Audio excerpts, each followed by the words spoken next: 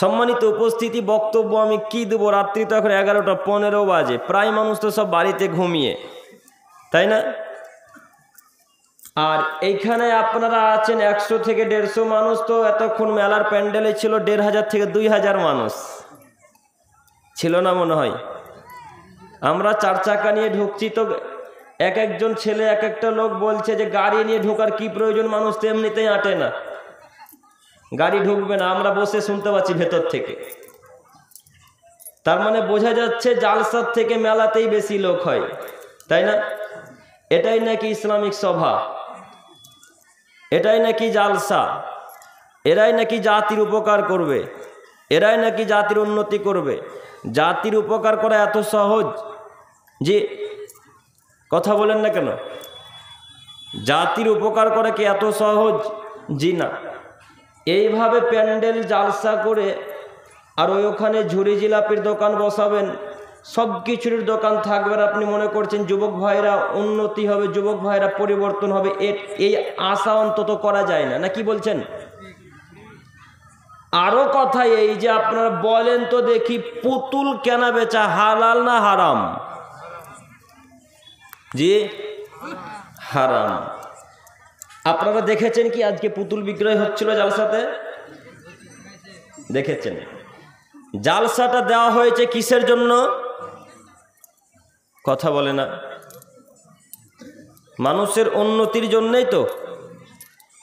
তো আচ্ছা, আপনি এখন উন্নতি কি করবেন? প্রায় মানুষই তো পুতুলকে বাড়িতে ভরছে কিনে নিয়ে গিয়ে, তাহলে উন্নতি হলো না ক্ষতি হলো? কথা মনে হয় বুঝাতে পারি না, নাকি ক্ষতি হলো? আপনাকে আমি কি দিয়ে বুঝাবো? আল্লাহ এবং আল্লাহ রসুলের বাণী। আল্লাহ এবং আল্লাহ রসুল বলছেন তোমরা পুতুলের মুখে লাথি মেরে ভেঙে চৌচির করে বাড়িতে প্রবেশ করো। আর আপনি ওই জালসাতে, ইসলামিক সভাতে, দিনই বৈঠকে জালসাতে বিক্রয় করছেন পুতুল, আর সব মানুষ পুতুলকে কিনে নিয়ে বাড়ি যাচ্ছে। এটাই নাকি ইসলামিক সভা? আপনি দোকান বসিয়েছেন, তাতে যায় আসে না, ঝুড়ি জিলাপির দোকান বসান, আপনাকে আমি নিষেধ করিনি। আপনাকে বলছি যে ওখানে পুতুলের দোকান এলো কেন? ওখানে আপনার গুটকাও বিক্রি হয়, তিরাঙ্গাও বিক্রি হয়, গুলো বিক্রি হয়, বিড়ি তো বিক্রি হয় না নাকি? কথা বলে না? হচ্ছে। এখন বলেন কিভাবে জাতির উপকার হবে? আমি আপনাদেরকে প্রায় আলোচনাতে বলি যে জালসাতে কিংবা দিনী বৈঠকে সভাতে যদি মানুষের পরিবর্তন চান, সমাজ পরিবর্তন করতে চান, তাহলে আগে নিজে পরিবর্তন হন, তাহলে পরিবর্তন হবে, তাই না? ওই যে ওখানে জালসাদি পুতুল বিক্রয় হচ্ছে, একেবারেই হারাম, টোটালেই হারাম, পুরোপুরি হারাম। একটু আমার দিকে তাকান, বুখারী মুসলিম। আব্দুল্লাহ ইবনে মাসউদ রাদিয়াল্লাহু তাআলা আনহু বলেন, মক্কা বিজয়ের দিন আল্লাহ রসুল কাবা ঘরের ভেতরে প্রবেশ করলেন। কাবা ঘরের ভেতরে যখন প্রবেশ করলেন আল্লাহ নবী, তখন দেখলেন কাবা ঘরের চতুর্দিকে 360টি মূর্তি খাড়ো করা আছে, দাঁড়িয়ে আছে। সেই মূর্তি ছিল ইব্রাহিম আলাইহিস সালামের মূর্তি, সেই মূর্তি ছিল ইসহাক আলাইহিস সালামের মূর্তি, সেই মূর্তি ছিল ইউসুফ আলাইহিস সালামের মূর্তি, সেই মূর্তি ছিল ইসমাইল আলাইহিস সালামের মূর্তি। ওখানে সব নবীদের মূর্তিকে তারা খাড়ো করে রেখেছেন। মক্কা বিজয়ের দিন মুহাম্মদ সাল্লাল্লাহু আলাইহি ওয়াসাল্লাম কাবা ঘরের ভেতরে প্রবেশ করলেন।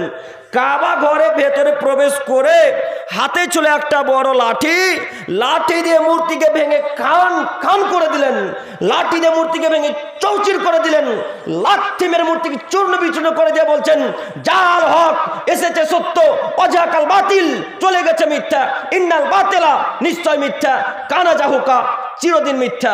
এই বলে মুহাম্মদ সাল্লাল্লাহু আলাইহি সাল্লাম তার বাপের মূর্তিকে ভেঙে চৌচির করে দিলেন। এই বলে মুহাম্মদ সাল্লাল্লাহু আলাইহি সাল্লাম তার বাপের মূর্তিকে ভেঙে চৌচির করে দিলেন। আপনি কা পুরুষ, আপনি কা পুরুষের বাচ্চা, কা পুরুষ, আপনি কা পুরুষের বাচ্চা, কা পুরুষ। আপনার বাড়িতে মূর্তি থাকবে মানে, যার সাথে মূর্তি বিক্রি হবে মানে, কে বোঝাবে এদেরকে? কোন মায়ের বেটার বুকে ক্ষমতা থাকলে বলুক মূর্তি বিক্রয় হালাল, কোন মায়ের বেটার ক্ষমতা থাকলে বলুক মূর্তি বিক্রয় হালাল। ওকে মাল সামাল যদি কবর না দিয়ে হাদিস কোরআন দিয়ে, শুধু বলেন একবার। মুহাম্মদ সাল্লাল্লাহু আলাইহি সাল্লাম আলীকে বলেন, আলী লা তাদু তিমসালান ইল্লা তামাসতাহু ওয়ালা কবরান মুসরিমান ইল্লা সাওয়াইতাহু। আলী আরবের বুকে, মদিনার বুকে, সিরিয়ার বুকে, দামেস্কের বুকে যত মূর্তি আছে, যত উঁচু উঁচু কবর আছে আলী, সব মূর্তিকে ভেঙে খান খান করে দাও, সব মূর্তিকে ভেঙে চৌচির করে দাও, সব উঁচু কবরকে ভেঙে মাটির সাথে মিশিয়ে দাও। আলী রাদিয়াল্লাহু তাআলা আনহু মুহাম্মদ সাল্লাল্লাহু আলাইহি সাল্লামের কথা শুনে যত উঁচু উঁচু কবর ছিল সব উঁচু কবরকে ভেঙে চৌচির করে দিলেন, যত ছবি মূর্তি ছিল সবকে ভেঙে খান খান করে দিলেন, সব মূর্তিকে ভেঙে চৌচির করে দিলেন। আলী রাদিয়াল্লাহু তাআলা আনহু মূর্তি ভাঙতে পারেন, মুহাম্মদ সাল্লাল্লাহু আলাইহি সাল্লাম মূর্তি ভাঙতে পারেন। আরে ইব্রাহিম আলাইহিস সালাম বহু নবীর পিতা, ইব্রাহিম আলাইহিস সালাম বহু নবীর পিতা, অনেক নবীর পিতা তাকে বলা হয় আবুল আম্বিয়া। তাই সে নিজে সমস্ত মূর্তিকে ভেঙে খান খান করে দিলেন। আপনি মূর্তিকে কিভাবে সম্মান করেন?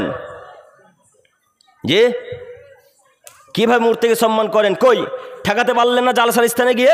অন্তত যারা মূর্তির দোকান দিয়েছে, ওই পুতুলের দোকান দিয়েছে, যারা কুকুরের মূর্তি বিক্রয় করছে, পুতুল বিক্রয় করছে, ওখানে শূকরেরও মূর্তি বিক্রয় হচ্ছে, হয় না? কথা বলে না? হচ্ছে। কই ঠেকাতে পারলেন না? কোনো একজন জালসার কমিটির কোনো একজন লোক গিয়ে বললেন না কেন, ভাইয়া পুতুল যদি বিক্রয় করা লাগে তো আপনি ওই মালদাতে গিয়ে বিক্রি করেন, এই আমাদের মালসাবাদে বিক্রয় করা হবে না। এখন আপনাকে আমি একটা কথা বলি, রাসূলের বাণী একটু। আল্লাহ নবী বলছেন, কেউ যদি পাপ করে আর ওই পাপীকে যদি কেউ সহযোগিতা করে, তাহলে পাপী যত পাপ করলো, যে সহযোগিতা করলো সেও তত পাপ করলো। কথা মনে আমি বুঝাতে পারলাম না। এখন আপনাকে বোঝাই, এই জালসা কমিটিতে যদি 20 জন মানুষ থাকে, আর ওই পুতুলওয়ালার কাছ থেকে যদি কেউ এখন 10টা পুতুল বিক্রয় করে, 10টা পুতুল কেউ যদি ক্রয় করে বাড়ি নিয়ে যায়, তো 10টা পুতুল বাড়িতে যতদিন থাকবে, যতদিন থেকে ওরা যত পাপ করবে, জালসা কমিটির 15 জন মানুষ একাই তত পাপ করবে। কথা বোঝেননি নাকি? হাদিস বুখারী মুসলিম আছে কোথায়? আব্দুল করিমকে বলেন, হাদিস বুখারী মুসলিম আব্দুল করিম দেখার জন্য প্রস্তুত আছে। বলেন আপনাকে আমি কি দিয়ে বুঝাবো রাসূলের বাণী? আপনি মূর্তিকে সম্মান করেন মানে মূর্তি বিক্রয় জালসাতে হবে মানে? হিন্দুদের মেলাতে বিক্রয় হবে হোক, আপনার জালসাতে অন্তত মূর্তি বিক্রয় হবে না। যেই বোঝা যায়নি কথা, এরপর থেকে ইনশাআল্লাহ মূর্তি বিক্রয় হবে না? ইনশাআল্লাহ, ইনশাআল্লাহ। আল্লাহ তুমি কবুল করো, সকলে বলি আমিন।